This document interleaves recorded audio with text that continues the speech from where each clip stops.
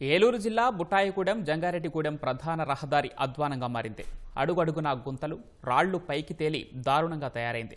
Jangareddygudem R&B sub division పరిధిలో నిధులున్నప్పటికీ road నిర్మాణాల్లో తీవ్ర జాప్యం నెలకొంది. బొర్రంపాలెం నుంచి టీ నర్సాపురం వరకు 10 కిలోమీటర్ల రోడ్డుకు 4,20,00,000 రూపాయలు కేటాయించారు. టెండర్లు దక్కించుకున్న గుత్తేదారుకు R&B అధికారులు వర్క్ ఆర్డర్ ఇచ్చారు. అయితే నెలలు గడుస్తున్నా పనులు చేపట్టకుండా గుత్తేదారు కాలయాపన చేస్తున్నారు.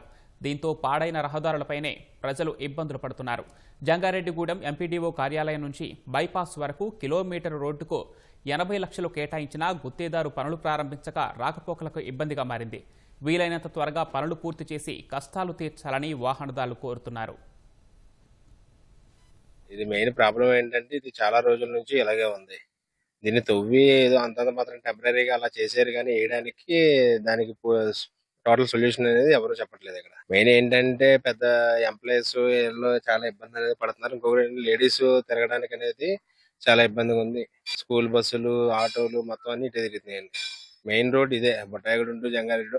మీకు మెయిన్ ఏంటంటే ఇటు సైడ్ నుంచి స్కూల్కి వెళ్ళాలన్నా, మార్కెట్ చేసుకోవాలన్నా, ఏది చేసుకోవాలన్నా మెయిన్ జంగారెడ్డి ప్రతి ఒక్కళ్ళు వెళ్ళాల్సిందే.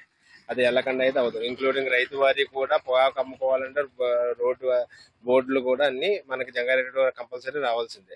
జంగారెడ్డి వెళ్ళడానికి మెయిన్ ఇది ఒక రోడ్డు తప్ప వేరే ఆప్షన్ అనేది ఏమీ లేదు. దీన్ని ఇంకా దయ ఉంచి ఇంకా దీన్ని బాగు చేస్తే ఏంటంటే అందరూ కొంచెం ప్లస్ అవుతారు. ఇబ్బందిగానే ఉంటుందండి. బాగానా ఏంటంటే గోతులు పడిపోతాం వర్షంలో. పంచర్లు పడితే మళ్ళీ తోసుకుని వెళ్ళి మళ్ళీ బుట్టాయిగూడెం కానీ జంగారెడ్డిగూడెం కానీ తోసుకుని వెళ్ళి ప్యాచీలు వేయించుకుంటామేనండి. ఇంకా అలాగే ఇబ్బందులు పడుతున్నామండి. అయ్యారు 7-8 నెలలు బట్టి జరుగుతుంది. ఇక్కడ వర్షాకాలం స్టార్ట్ అయింది. జూన్ నెల నుంచి ఇలాగా ఉంది. తవ్వాలకు వదిలేశారు. ఆ నడులకు కూడా ఇరుతున్నాయి. పట్టవాడికి ఒక అమ్మాయి అబ్బాయి పడిపోయారు. ఎదురుగా బస్సు వచ్చింది అటు నుంచి.